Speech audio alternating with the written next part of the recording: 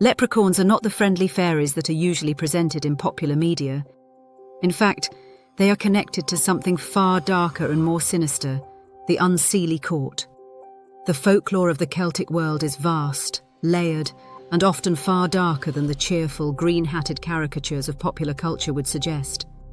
Within Irish and broader Gaelic mythology, the fairy world is not a place of simple whimsy, but rather a complex supernatural realm, divided between forces of relative benevolence and forces of genuine menace. Among the most intriguing intersections of this tradition is the relationship between the darker aspects of the leprechaun mythos and the Unseelie Court, the shadowy counterpart to the more familiar Unseely Court of fairy tradition. Exploring this connection reveals a rich and often unsettling dimension of Celtic lore that has been largely obscured by centuries of romanticization and commercial softening of Irish mythology. The term dark in folklore often encompasses beings that operate in morally ambiguous or openly malevolent roles and is not restricted to explicit evil in all contexts. There is a prevalence of cruel and morally ambiguous fairies and related beings in folklore beyond sanitized Victorian retellings. This aligns with broader folklore studies that show fairies and other supernatural entities as agents of threat, mischief, and boundary transgression, rather than purely benevolent helpers. The scholarly conversation on transformation and otherworldly beings situates the fairy tale world as a site where humans encounter beings who violate or negotiate human boundaries. This is relevant for understanding leprechauns and Unseelie Court figures as boundary crossers within a dreamlike or mythopoetic space. To understand dark leprechauns, one must first strip away the commodified image that has dominated Western popular consciousness since the 19th century. The leprechaun in its older, less sanitized form was not a jolly little cobbler generously guarding pots of gold as gifts for lucky mortals. Rather, the leprechaun, derived from the Old Irish leprechaun, meaning small body, was a trickster figure of genuine cunning and at times malicious intent. He guarded his treasure fiercely, and the wish-granting associated with catching one was always framed as an act of coercion. The creature would use every deception available to escape, often leaving those who thought they had outsmarted him with worthless leaves, humiliation, or worse. In the darkest variations of the tradition, the leprechaun was described not merely as mischievous, but as actively vindictive, capable of leading travellers astray into bogs, cursing those who wronged him, and visiting prolonged misfortune upon entire households. These darker traits align the leprechaun far more closely with the unsettling end of the fairy spectrum than the benign image we typically inherit. The Unseelie Court, by contrast, is primarily a Scottish folkloric concept, though it has deep roots in pan-Gaelic traditions that span both Scotland and Ireland. The term Unseelie derives from the Scots word meaning unholy or unblessed, and the Unseelie Court represents the host of fairies who bear no particular goodwill toward humanity and may harm mortals entirely without provocation or cause. Where the Unseelie Court, the blessed or holy fairies, were considered capable of both rewarding and punishing humans depending on circumstances, the Unseelie Court was understood to be inherently dangerous, associated with the wild hunt, with night terrors, with sudden illness, and with the abduction of human souls. Beings of the Unseelie Court included the Scottish Slua, the restless spirits of the dead who rode the night winds, as well as the Beoban Sith, dangerous female vampiric fairies, and the Nuckalave, a horrifying skinless creature of land and sea. The Unseelie Court was not simply a gathering of naughty fairies, but a court of genuine supernatural evil, representing the cold, indifferent, and predatory face of the otherworld. Within analytic treatments of supernatural verbalizers and ontologies in English fairy tales, researchers note that naming and characterization of beings like fairies is tightly coupled to their narrative function and the power dynamics they embody.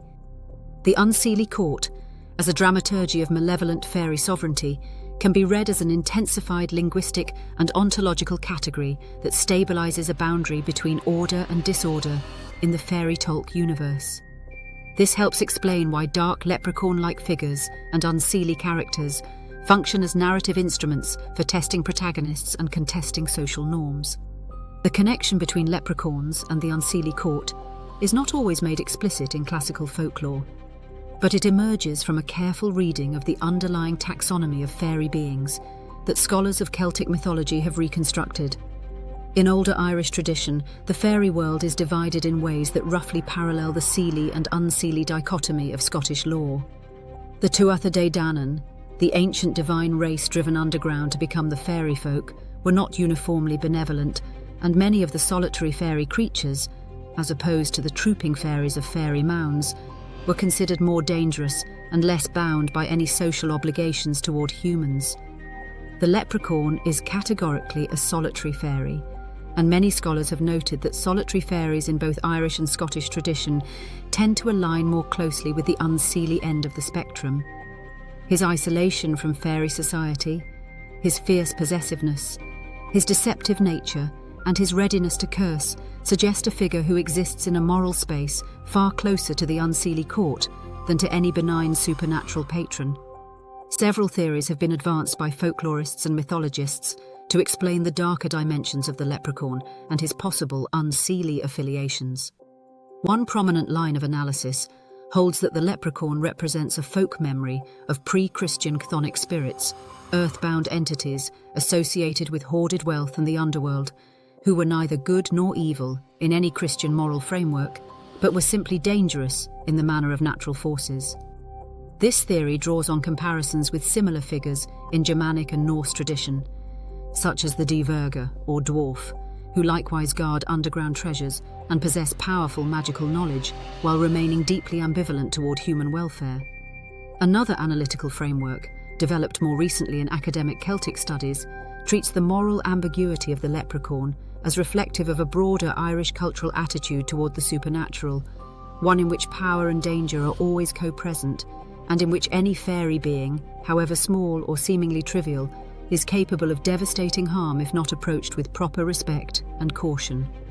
A third theoretical perspective, drawing on the work of scholars such as W.Y. Evans Wentz and his documentation of fairy beliefs in the early 20th century, suggests that many seemingly minor fairy figures in Irish tradition were once far more significant and fearsome supernatural entities whose power was gradually diminished in oral tradition as Christianity reshaped the mythological landscape, leaving residual traces of menace embedded in what became increasingly comic figures.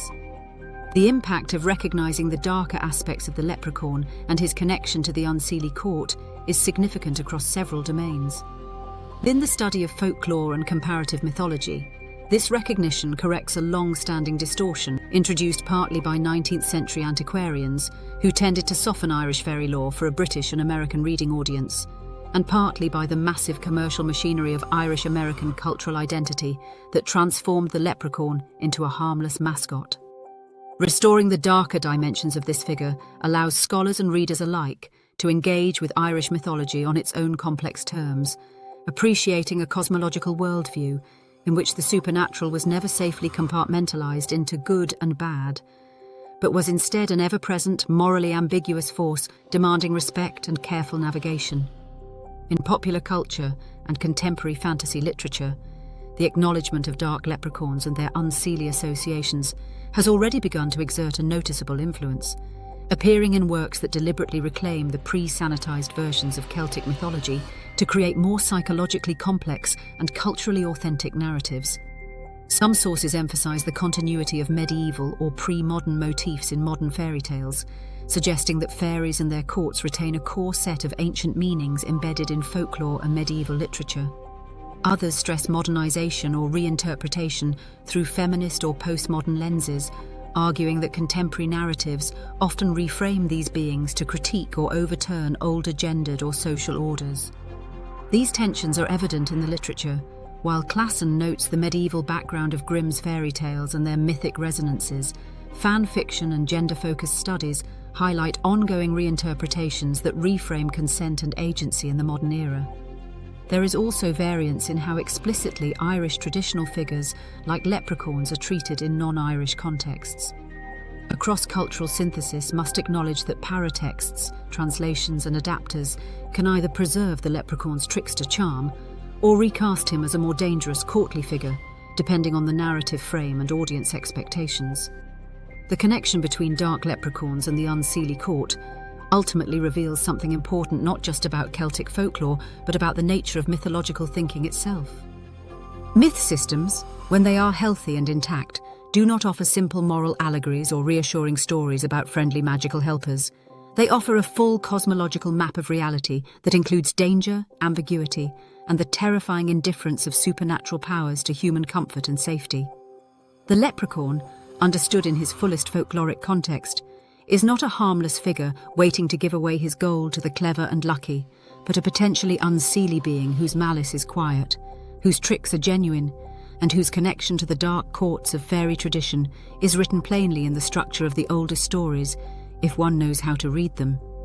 To take these traditions seriously is to honor the genuine imaginative and spiritual depth of the cultures that created them, and to understand that behind every cheerful cultural stereotype, there may lurk something far more ancient, more powerful, and considerably more dangerous.